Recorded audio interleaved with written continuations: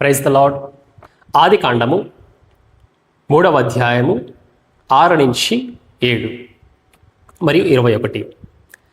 స్త్రీ ఆ వృక్షము ఆహారమునకు మంచిదియు కన్నులకు అందమైనదియు వివేకమిచ్చు రమ్యమైనదియు నైనట చూచినప్పుడు ఆమె దాని ఫలములలో కొన్ని తీసుకుని తిని తనతో పాటు తన భర్తకును ఇచ్చెను.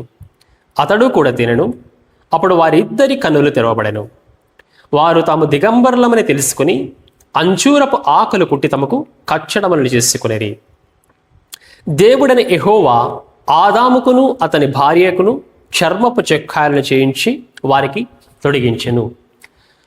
మనం ఇక్కడ చూసినట్లయితే మరి ఆదాము హవ్వలకు మరి మొదట్లో దేవునితో సహవాసం చేయడానికి వాళ్ళకి ఎటువంటి యొక్క వస్త్రములు లేదా కప్పడము లేక అవసరత ఉండేది కాదనమాట. ఎందుకంటే వాళ్ళు దేవుని యొక్క మహిమతో కప్పబడి ఉంటున్నారు. కానీ ఎప్పుడైతే వాళ్ళు తినకూడని యొక్క పండును తిని ఉంటున్నారో అప్పుడు వాళ్ళు దేవుడిచ్చిన యొక్క మహిమని కోల్పోయారనమాట. సో వాళ్ళు ఏం చేస్తారంటే అంజూరపు ఆకలు కుట్టి వస్త్రములుగా చేసుకున్నట్లుగా వాక్య భాగంలో మనం చూస్తుంటున్నాం. కానీ దేవుడు చర్మపు చొక్కాయలను చేయించినట్లుగా వాక్య భాగంలో చూస్తుంటున్నాం.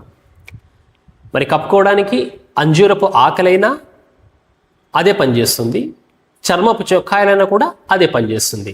కానీ దేవుడు చర్మపు చొక్కాయలను ఎందుకు చేయించాడు అంటే దాని యొక్క అర్థం ఏంటి అంటే దేవుడు అక్కడ ఒక ప్రాణిని బలి ఇచ్చినట్లుగా మనకు కనిపిస్తూ ఉందన్నమాట.